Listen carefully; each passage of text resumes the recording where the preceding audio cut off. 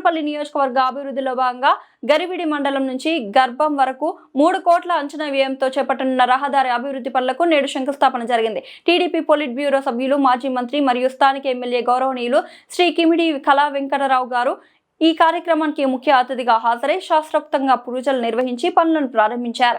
ఈ సందర్భంగా ఆయన మాట్లాడుతూ ప్రజా రవాణా సౌకర్యాలను మెరుగుపరచడమే కూటమి ప్రభుత్వ లక్ష్యమని, నియోజకవర్గంలోని ప్రతి గ్రామానికి బీటీ రోడ్ల సౌకర్యం కల్పించే దిశగా అడుగులు వేస్తున్నామని తెలిపారు. ఈ రహదారి పనుల ద్వారా స్థానిక ప్రజలకు, వాహనదారులకు రవాణా ఇబ్బందులు తొలగిపోనున్నాయని ఆయన పేర్కొన్నారు. అంబటి రాంబాబు చేసిన వ్యాఖ్యలపై తీవ్రంగా పత్రికా సమక్షంలో ఖండించడం జరిగింది. అంబటి రాంబాబు చేసిన వ్యాఖ్యలు జంతువులు కూడా మాట్లాడే భాషకి అన్న హీనంగా ఉందని ఎద్దేవా చేశారు. గత 6 సంవత్సరాల నుంచి ఈ రోడ్డుకి అతిగతి లేకుండా ఉండిపోవడం వలన ఎలక్షన్లో కూడా అడిగారు. మరి అక్కడి నుంచి మరి ఈ రోజు దీన్ని పూర్తి చేయడం జరుగుతుంది అని అంటే చాలా సంతోషకరమైనటువంటి విషయం ఈ ఏరియాలో. అదే కాకుండా ఇక్కడ జనసాంద్రత కూడా ఎక్కువగా ఉంటుంది, హెవీ లారీస్ కూడా వస్తుంటాయి. కాబట్టి చాలా ఇంపార్టెంట్ రోడ్డు కింద మంత్రి గారికి, అదేవిధంగా ముఖ్యమంత్రి గారికి చెప్పడం వల్ల దీనికి ప్రయారిటీ ఇచ్చి మనకి స్టార్ట్ చేశారని చెప్పి మీకు అందరికీ నేను తెలియజేస్తున్నాను. 3.5 కోట్లు ఇప్పుడు వచ్చింది. మిగతా సెకండ్ స్పెల్లో 3.5 కోట్లు కూడా వచ్చి మొత్తం 15 కిలోమీటర్ల రోడ్డు పూర్తి అవుతుంది అని చెప్పి మీకు అందరికీ నేను తెలియజేస్తున్నాను. ఇదే కాకుండా ఎప్పుడు కూడా చంద్రబాబు నాయుడు గారి ప్రభుత్వం పనిచేసే ప్రభుత్వం. మరి అదేవిధంగా సంక్షేమం, అభివృద్ధిలో రెండు కళ్ళు కింద పనిచేస్తున్నారు. మరి ఈ రోజున సంక్షేమంలో మన గవర్నమెంట్ వచ్చిన తర్వాత నిన్న ఇచ్చినటువంటి పెన్షన్స్ని మనం తీసుకుంటే ఇప్పటి వరకు 60,00,000 కోట్ల రూపాయలు పెన్షన్లకు ఇచ్చారు.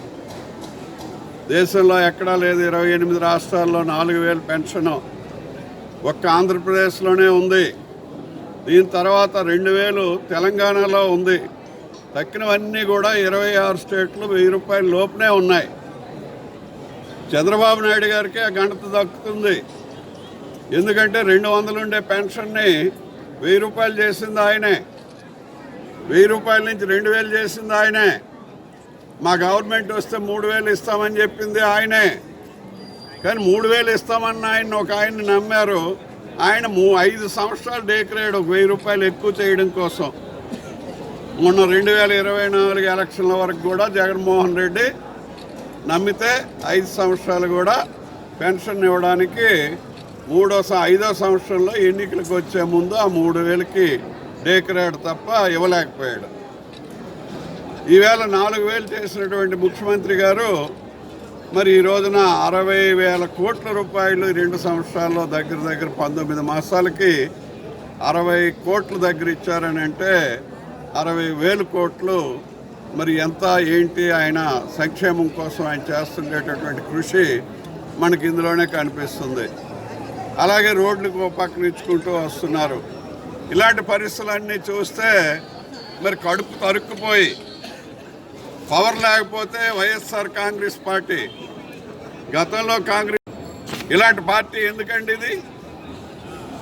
ప్రజల బుద్ధి చెప్పి 11 సీట్లు ఇచ్చినప్పుడు కూడా సరైనటువంటి బుద్ధి రాలేదు. కాబట్టి ఎలక్షన్ కమిషనే దీనికి చర్య తీసుకోవాలి, ఇలాంటి పార్టీని బ్యాన్ చేయాలని చెప్పి మీ ద్వారా నేను కోరుతున్నాను. మరి ఈ పార్టీని నెక్స్ట్ ఎలక్షన్స్ కంటెస్ట్ చేయకుండా బ్యాన్ చేయాలా? ప్రజాస్వామ్యంలో అనేక మంది పెద్దలు ఉన్నారు, అనేక పార్టీలు ఉన్నాయి, అనేక మంది ఉన్నారు ప్రజాస్వామ్యంలో సేవ చేయడానికి. ఇలాంటి ప్రజాస్వామ్య వ్యతిరేక పనికిమాలిన పార్టీని బ్యాన్ చేసినందువల్ల తప్పేం లేదు, బ్యాన్ చేయాలి అని చెప్పి నేను డిమాండ్ చేస్తూ, తర్వాత ఎవరేదైనా తప్పుడు పనులు చేస్తే కులాలు ఆపాదిస్తారు. కాపు కులంకి ఈయన మాటలకి సంబంధం ఏంటండి? బూతులు మాట్లాడిన ఆయనకి కాపు కులంకి సంబంధం ఏంటి? అందుకు కులాల ప్రస్తావన తేకండి, కులాల గురించి మాట్లాడకండి, మనుషుల గురించి మాట్లాడండి, పార్టీల గురించి మాట్లాడండి. అంబటి రాంబాబుకి కాపు కులానికి ఆయన మాట్లాడిన బూతులకి సంబంధం ఏంటి అని చెప్పి నేను ప్రశ్నిస్తున్నాను. పులి కప్పుకొని వైఎస్ఆర్ కాంగ్రెస్ పార్టీ అని పేరు. పెద్దలందరూ వాళ్ళే. మరి మన బొత్స సత్యనారాయణ గారు అప్పుడు పిసిసి అధ్యక్షులు, కాంగ్రెస్ పార్టీ అధ్యక్షులు. ఇప్పుడు మళ్ళీ జగన్మోహన్ గారికి రైట్ హ్యాండ్. అందరూ కూడా అందులో ఉన్న వాళ్ళే. ఇందులో దానంతా ఒకటే. మరి బుస్కోటుకు ముక్క కొయ్యాలి, అంతే తేడా తప్ప అది కాంగ్రెస్ తానే.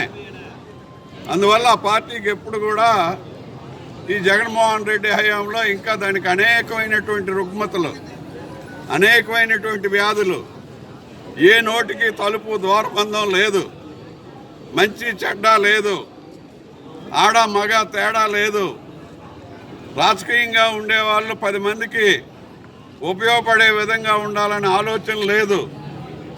ఏ ఆలోచన లేకుండా నోటికి ఏదొస్తే జంతువులు కూడా మాట్లాడినటువంటి భాషని మొన్న అంబటి రాంబాబు మాట్లాడారు అని అంటే మీరు అర్థం చేసుకోండి.